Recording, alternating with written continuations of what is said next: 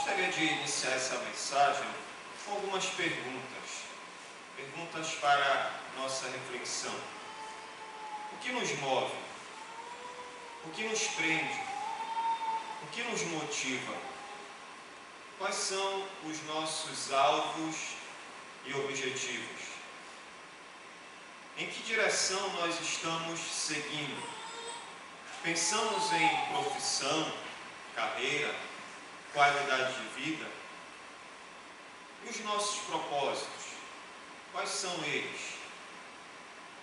Mas em vista de tudo isso, como me vejo em relação às pessoas do meu convívio?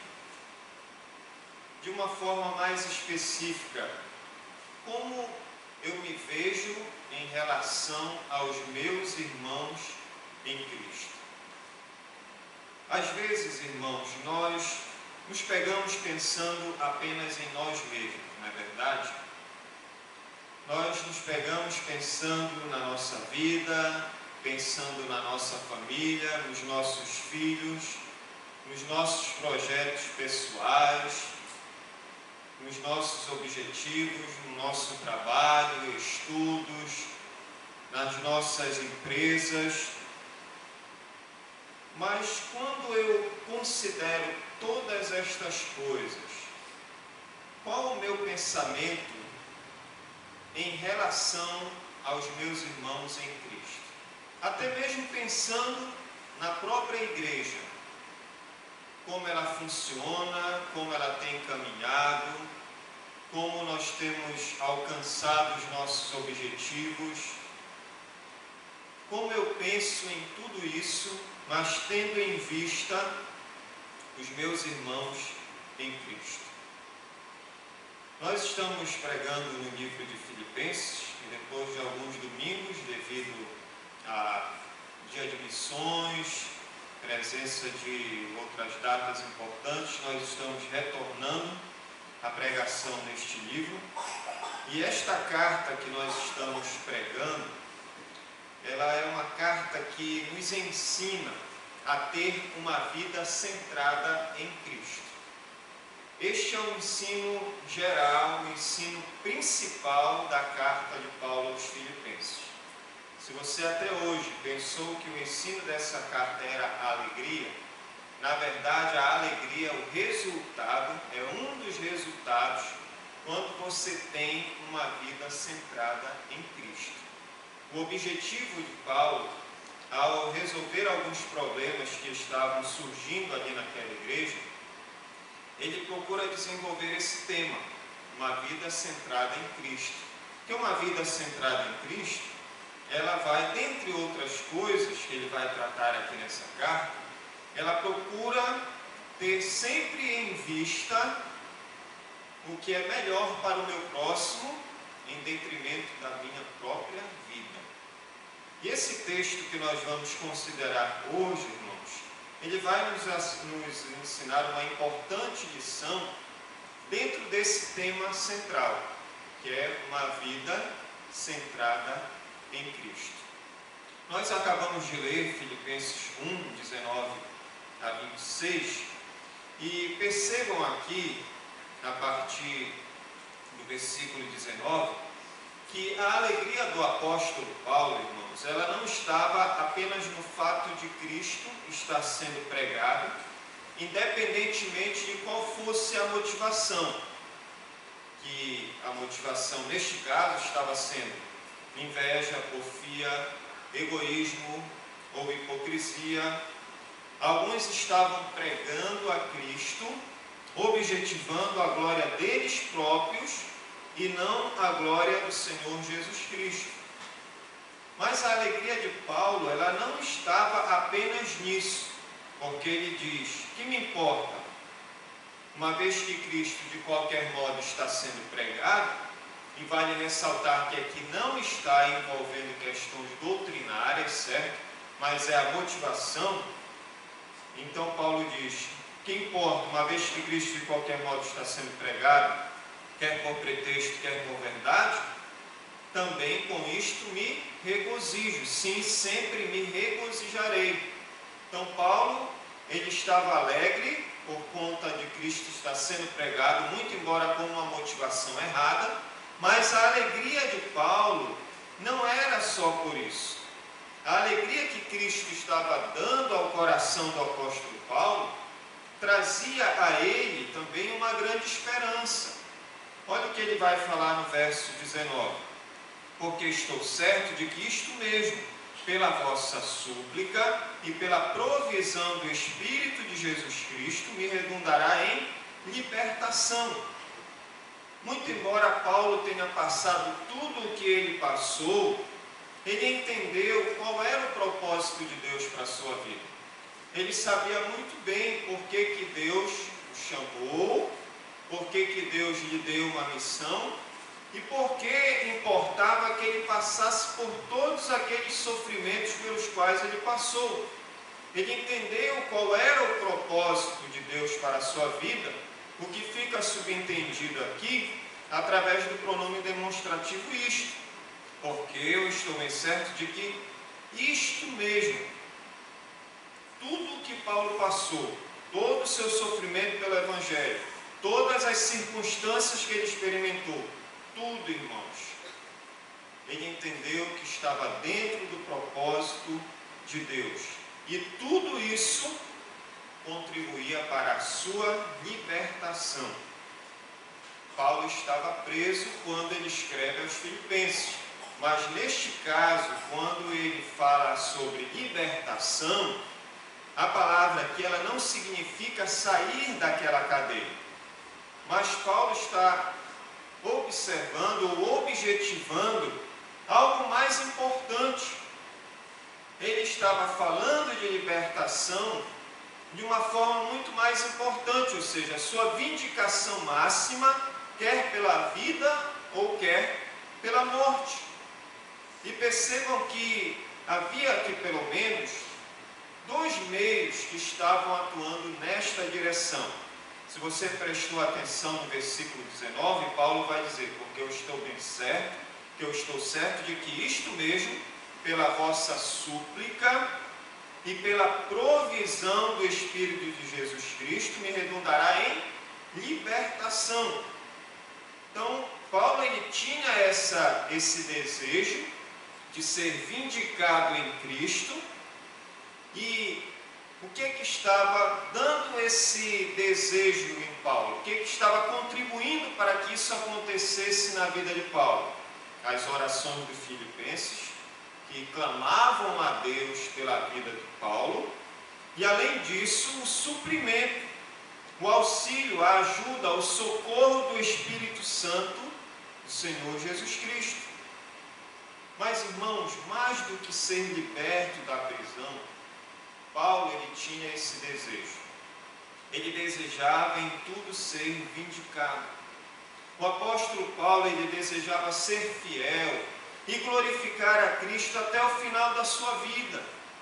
E esses dois meios, a oração e o auxílio do Espírito Santo, estavam contribuindo para isso. Então percebam, Paulo estava preso, mas de um lado estava a igreja de Filipos orando pelo apóstolo Paulo, movida pelo amor de Deus em seus corações, e do outro lado, o Espírito Santo suprindo as necessidades espirituais e materiais de Paulo. E é assim, meus amados irmãos, que uma vida centrada em Cristo, ela glorifica a Deus. Quando há zelo pelos seus membros, quando nós oramos por eles, quando eles são amparados pelo Espírito Santo, quando há uma dependência mútua e individualmente de uns para com os outros, e individual e coletivamente do Espírito de Deus. Isso, irmãos, é a essência da comunhão. Isso é ação.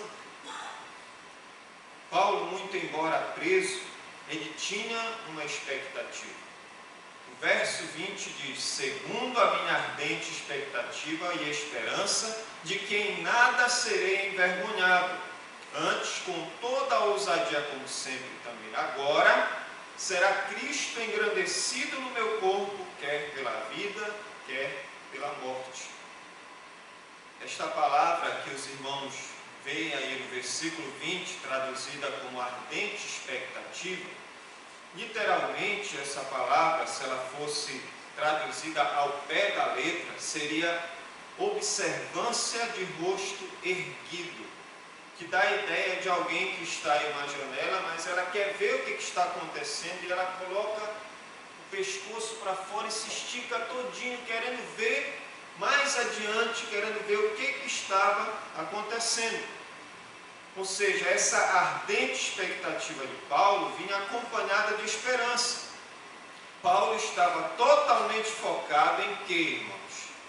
Em ser encontrado fiel e glorificar a Cristo. Essa expectativa e esperança, irmãos, estavam calcadas na ação do Espírito de Cristo, que lhe supria em tudo de que necessitava, e por isso mesmo ele tinha certeza de que em nada seria envergonhado. Pelo contrário, o Espírito Santo haveria de equipá-lo com toda a ousadia no falar, como sempre. E era assim que o Espírito Santo agia na vida de Paulo.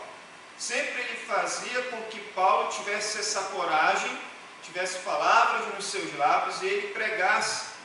E ele também faria agora, para que viesse a ser engrandecido através da sua vida, da sua personalidade, do seu comportamento irrepreensível, o que fica muito claro, irmãos, quando ele diz, quer através da vida, quer através da morte. Meus irmãos, nós vemos aqui, no primeiro momento, um homem chamado por Deus, mas que tinha um desejo muito forte dentro do seu coração. E o desejo de Paulo aqui, irmãos, era exaltar o Cristo vivo. Paulo era um homem que desejava ter mais coragem. E essa coragem era para que Cristo fosse exaltado através da sua vida. Um homem que quer ouvir Cristo dizer naquele dia, muito bom, servo bom e fiel. O desejo de Paulo era esse. Ele não estava preocupado em ser liberto da prisão. Ele não estava preocupado qual era a motivação de pregar o Evangelho. Ele não estava preocupado com o que os outros estavam falando a respeito da sua vida. Ele não estava preocupado com nada disso.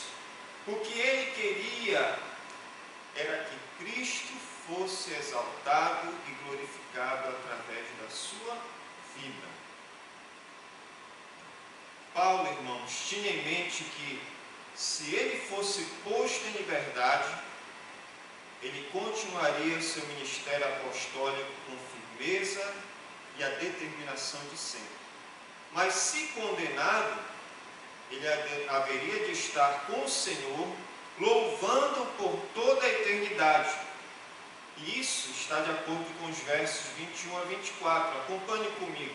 Porque para mim o viver é Cristo e o morrer é lucro.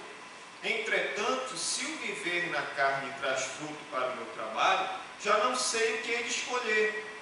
Ora, de um e outro lado estou constrangido, tendo desejo de partir e estar com Cristo, o que é incomparavelmente melhor.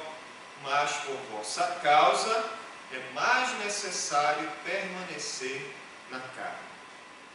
Meus irmãos, tais palavras, elas só podem partir de um coração que vive intensamente por causa de Cristo.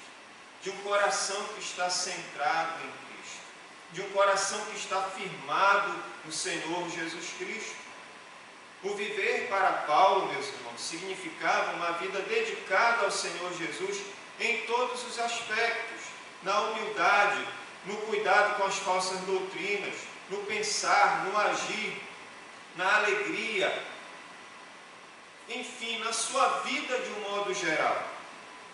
Agora, o morrer era lucro, porque para Paulo, morrendo, ele estaria eternamente ao lado do Senhor Jesus, na mais plena adoração e serviço, na mais intensa comunhão e prazer ao lado do Senhor. Vale ressaltar aqui, meus irmãos, o quanto Paulo, ele era diferente, o quanto a sua motivação era diferente em relação à motivação daqueles pregadores dos versos 15 a 17. Aqueles homens eram egocêntricos. Eles pregavam a Cristo, mas a motivação não era a motivação de Paulo, porque Paulo era cristocêntrico. O seu interesse era Cristo e nada mais. Ele diz: para mim, é o que ele coloca aqui no versículo, para mim o importante é Cristo. O que Paulo desejava, meus irmãos, era fazer tudo certo, no tempo certo, para dessa forma glorificar a Cristo através da sua vida.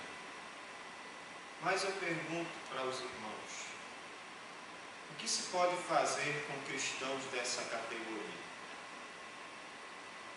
Será que matar é suficiente?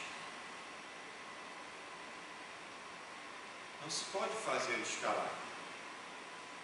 Para pessoas assim, meus irmãos, Cristo significava tanto que para eles não fazia diferença continuar vivo ou morrer. O que importa para eles é Cristo ser honrado e glorificado nas suas vidas. O que importa para pessoas assim como Paulo é que o Evangelho lhes seja sempre central. Mas tem um detalhe aqui também. Paulo sabia que não estava em suas mãos o poder de decidir entre servir aqui ou partir para estar com Cristo. Mas vamos supor que Paulo tivesse em suas mãos o poder para escolher. Ele diz no verso 22, na última parte: já não sei o que hei de escolher. Se coloque no lugar de Paulo. Qual decisão você haveria de tomar? Paulo diz: eu não sei.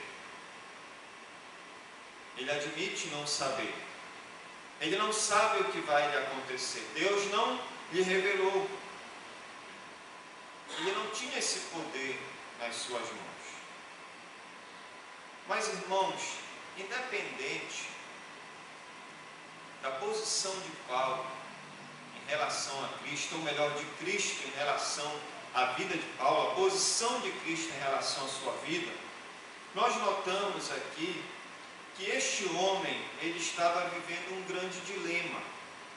Ele diz: ora, de um e de outro lado estou constrangido, teve o desejo de partir e estar com Cristo, que é incomparavelmente melhor. Já pensou? Se ver livre de todo aquele sofrimento que ele passava? Mas olha que ele continua dizendo na segunda parte do versículo, ou melhor, no versículo 24: mas por vossa causa é mais necessário permanecer na carne. Era notório o desejo dele de partir.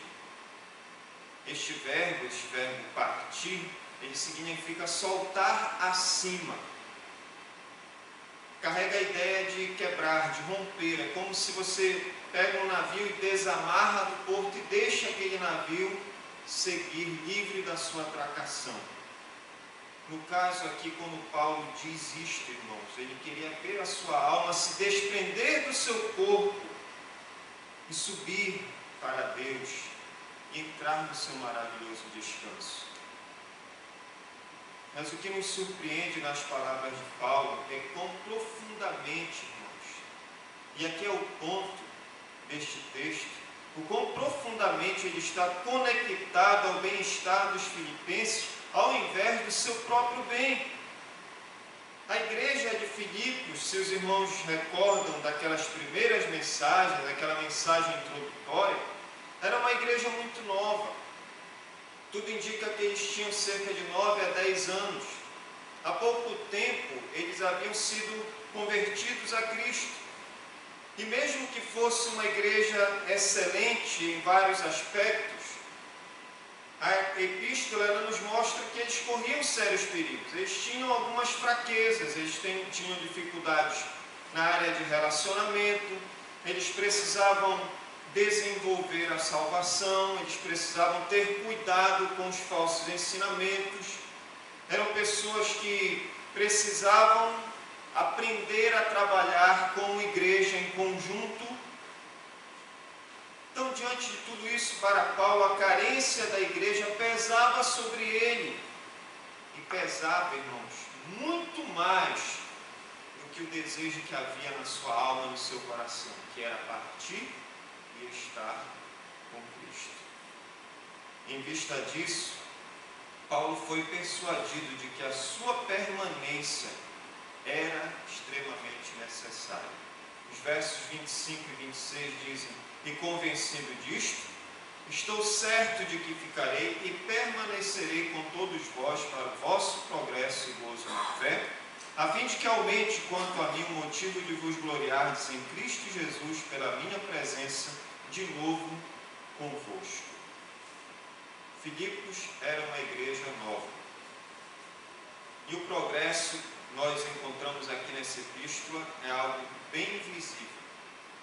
E esta igreja, irmãos, por ser nova, ela precisava de atenção. Ela precisava de atenção para crescer no serviço, na comunhão, na oração, na evangelização, na adoração. Para o apóstolo Paulo, irmãos, o progresso na vida daquela igreja era de suma importância. Este era o desejo do apóstolo: ver a igreja crescer, ver a igreja progredir. Ele demonstra essa esperança de permanecer com eles, de se alegrar pela fé que eles tinham, de se alegrar ainda mais de ver aqueles irmãos, de estar com eles, de gozarem da presença de Cristo juntos. Era isso que Paulo desejava. Caso ele fosse solto, ele tinha essa expectativa de vê-los de novo. E ele acreditava que ao verem, não apenas diriam a ele o quanto estavam felizes, mas eles exultariam em Cristo e louvariam o Senhor porque eles concederam tal bênção. Meus irmãos, assim como Paulo tinha o Senhor Jesus como centro da sua vida, ele também queria que os filipenses tivessem a mesma atitude.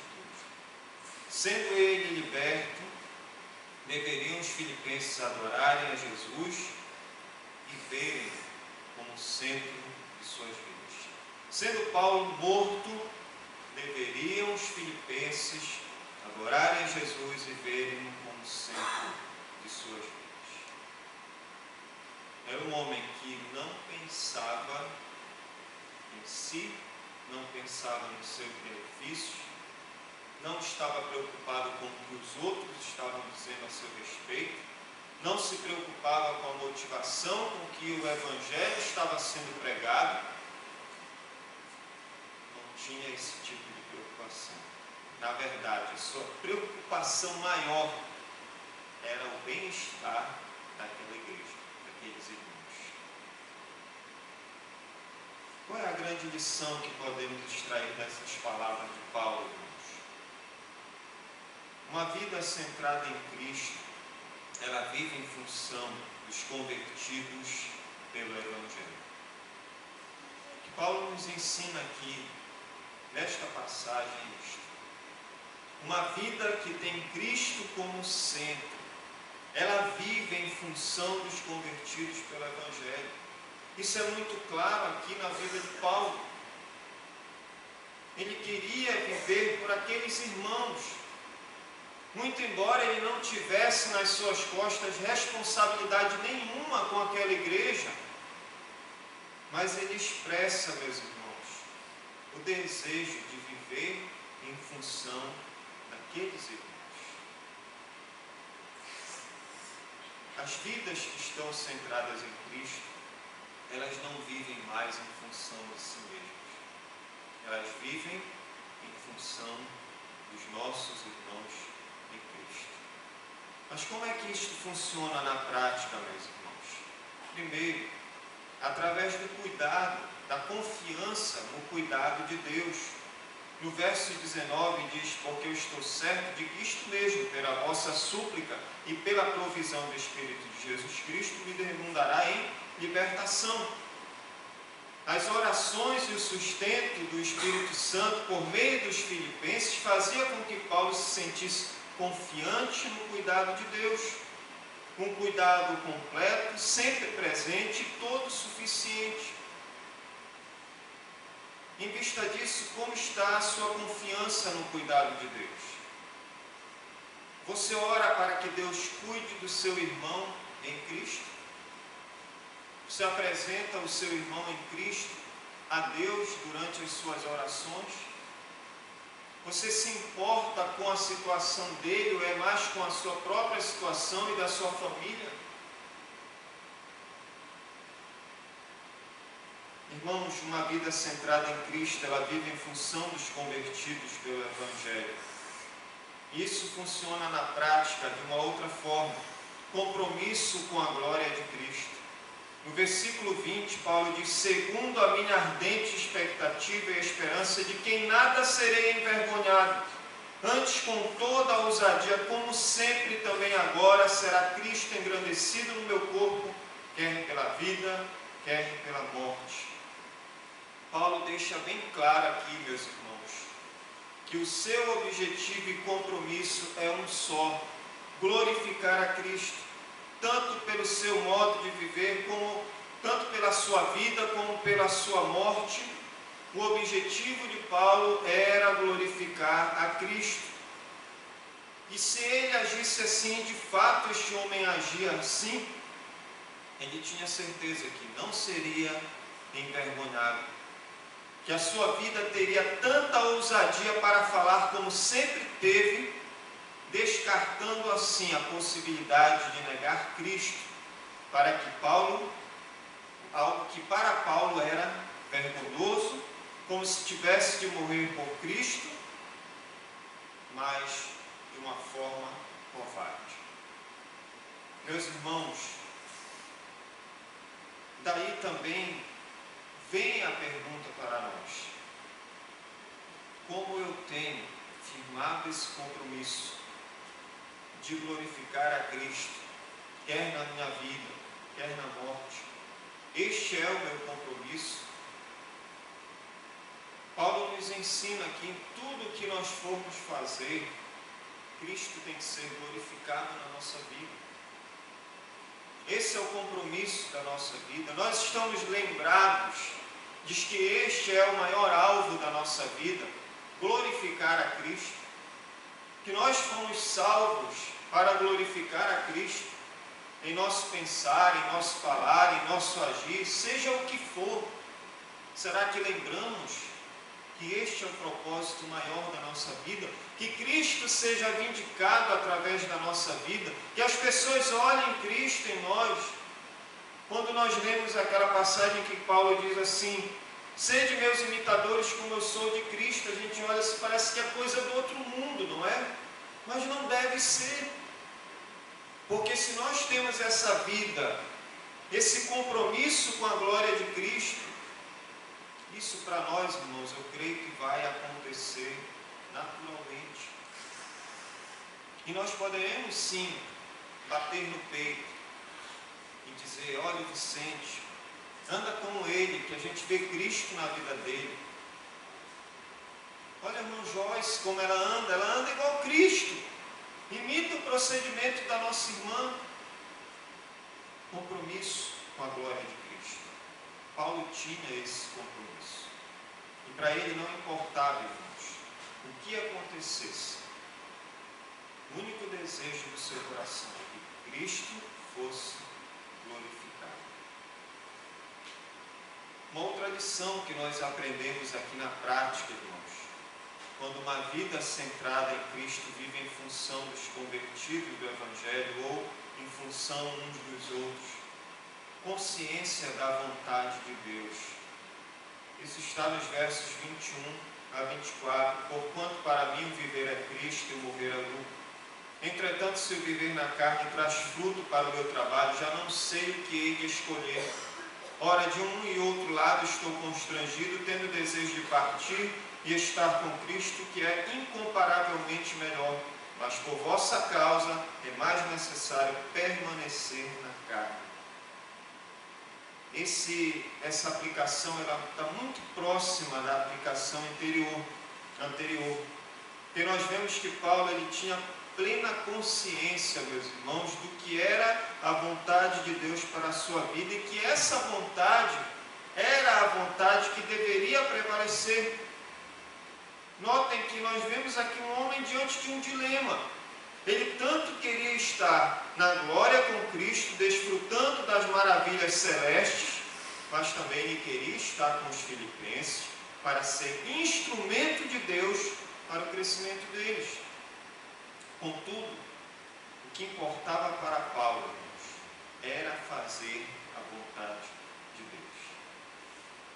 Ele não se preocupava com o lugar aqui ou no céu, mas ele se preocupava com a forma, ou seja, onde quer que ele estivesse, ele estaria fazendo a vontade de Deus, se neste mundo ele estaria trabalhando para o progresso dos filipenses, se na glória, para louvar a Deus.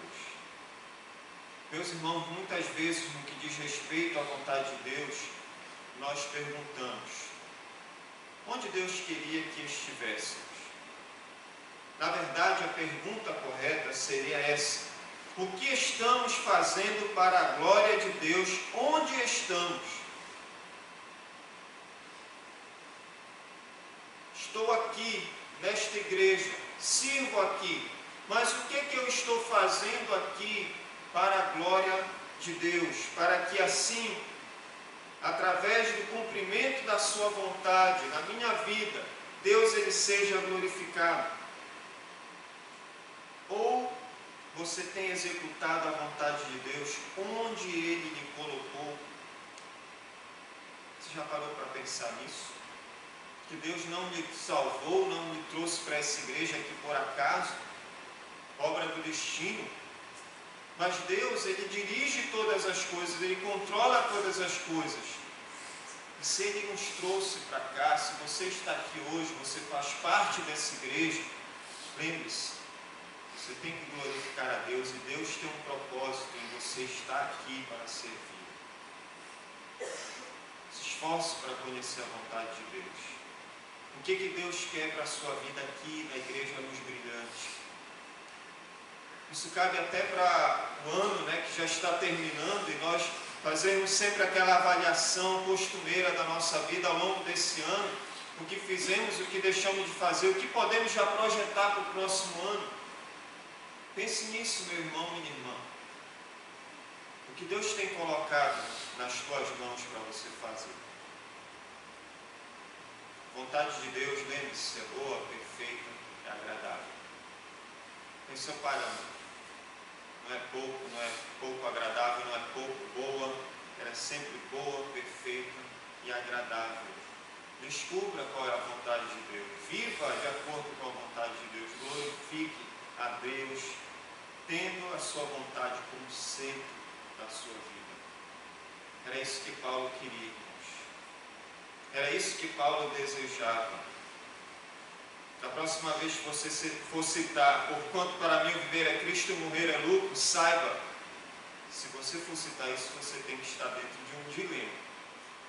Ou eu quero morrer, ou eu quero continuar servindo aqui com propósito. É um versículo muito bonito, não é? Como tudo posso naquele que me fortalece. Mas lembre-se, se você for dizer isso, porque você já passou fome, você já foi preso, você já foi apedrejado, já sofreu naufrágio e tudo mais. Irmãos, nós fomos salvos para servir. Nós não fomos salvos para ser servidos. Entenda isso.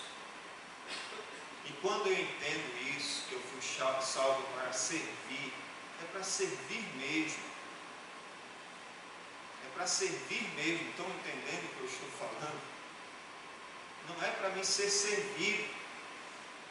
Não é para que a minha vontade, o meu gosto, o que eu quero prevaleça. Não.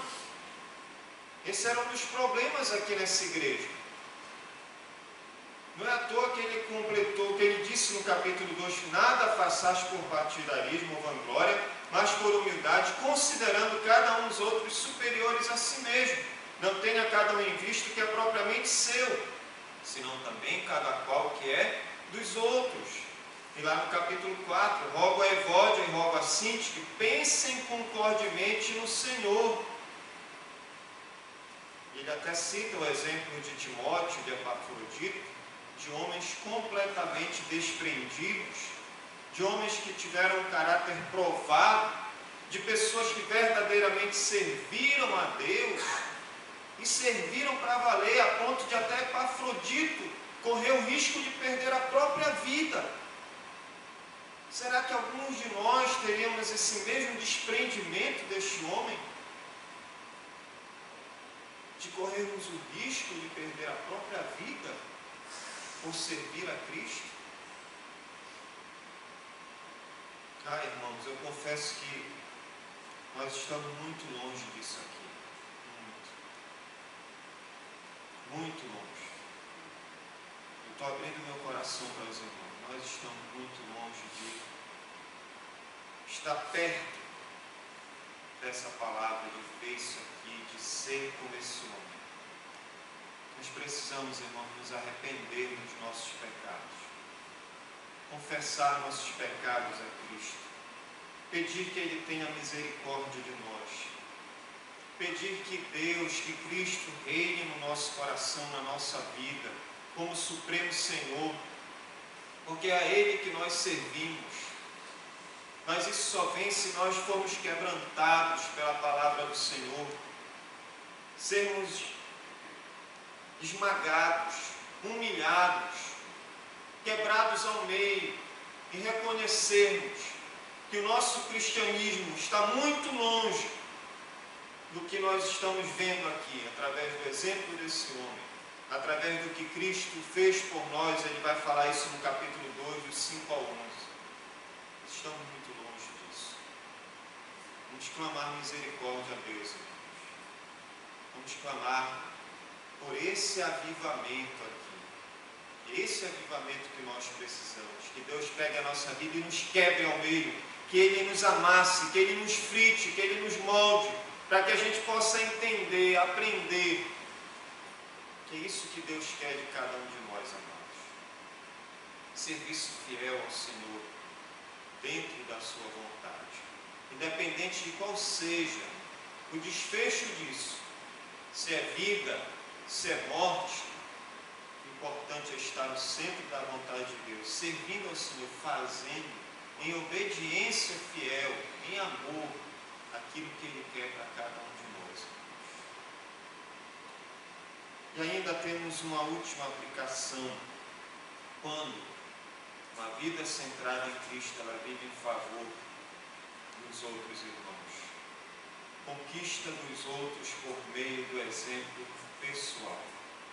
Versos 25 a 26. E convencido disto, estou certo de que ficarei e permanecerei com todos vós para o vosso progresso e gozo na fé, a fim de que aumente quanto a meu motivo de vos gloriardes em Cristo Jesus pela minha presença de novo convosco. Paulo tinha Cristo como centro de sua vida e também queria que os filipenses tivessem o mesmo proceder quando o vissem em liberdade, a saber, deveriam louvar a Cristo e somente a Ele pelo benefício da libertação de Paulo. O exemplo do servo de Deus, via de regra, conquista outras pessoas para agirem dentro dos preceitos de Deus. E aqui, meus irmãos, nós estamos cansados de saber que a melhor maneira de pregar o Evangelho ainda é por meio do bom testemunho. Nossa vida por si só fala, irmãos. Fala. Você não precisa ser um expert na Bíblia. A sua vida por si só fala.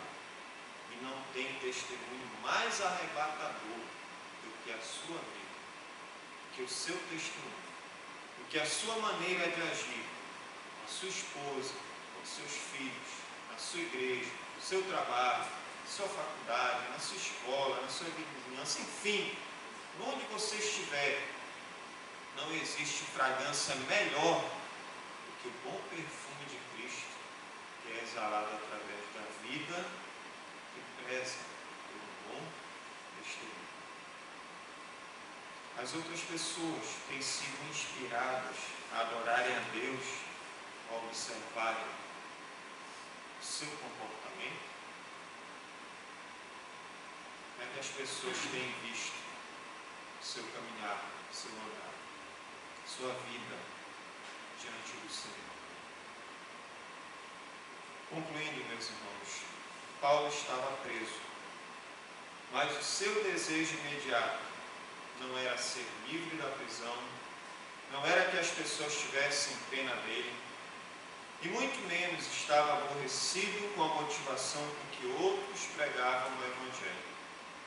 O desejo mais profundo para o seu futuro imediato não era partir e estar nos braços de Jesus e nem voltar ao exercício do ministério. Mas o que era melhor pelos que haviam, era viver pelos que haviam crido na pregação do Evangelho. E é assim, meus irmãos, uma vida centrada em Cristo, ela deve viver. Ela vive em função dos convertidos pela graça de Deus. Portanto, pense nisso. Não deixe que outros valores e princípios sejam colocados acima da igreja. Mas pense nisso. O que será melhor para a igreja? O que será melhor para os meus irmãos em Cristo? Quando eu tenho meus propósitos, meus alvos, meus objetivos? Quando eu penso em um emprego? Quando talvez eu receba uma oferta de emprego? Ou penso até em me mudar em outra cidade, em outro lugar? Será que em cima de tudo isso você tem considerado a sua igreja, o seu irmão em Cristo, as pessoas que são próximas a você, do seu convívio? Você tem levado isso em consideração? Este, irmãos, era o pensamento de Cristo, expresso por Paulo no capítulo 2, versos de 5 a 11. Deixa a sua glória, se humilha, assume a forma de homem, morre uma morte humilhante, morte de cruz, para que eu e você dobrássemos o nosso joelho e confessássemos: Jesus Cristo é o Senhor, para a glória de Deus Pai. Paulo viveu isto. E eu espero, irmãos, que nós, na nossa debilidade, na nossa fraqueza, na nossa pequeníssima fé, na nossa infidelidade, na nossa falta de coragem, na nossa falta de serviço fiel, nós possamos, irmãos, pensar e viver através do modelo perfeito, Cristo, no qual Paulo viveu pelo poder das orações e do Espírito Santo de Deus. Que o Senhor nos abençoe e tenha misericórdia de nós. Amém?